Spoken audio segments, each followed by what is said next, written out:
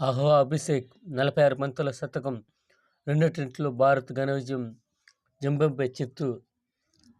భారత్ తరపున తక్కువ ఇన్నింగ్స్ 2 లోపే టీ20 శతకం సాధించిన బ్యాటర్గా అభిషేక్. అలాగే జింబాబ్వేపై భారత బ్యాటర్ అత్యధిక వ్యక్తిగత స్కోరు 1.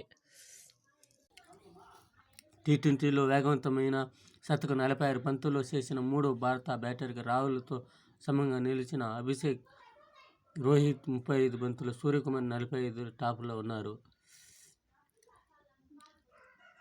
యాపై ఈ ఏడాది అభిషేక్ బాదిన 20 సిక్సర్ల ఇంకా రోహిత్ 46 దాటాడు.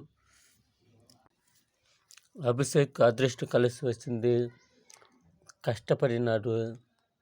ఫస్ట్ మ్యాచ్లో 0గా అవుట్ అయిన రెండో మ్యాచ్లో కష్టానికి తగిన ఫలితం ఎక్కువ వచ్చింది.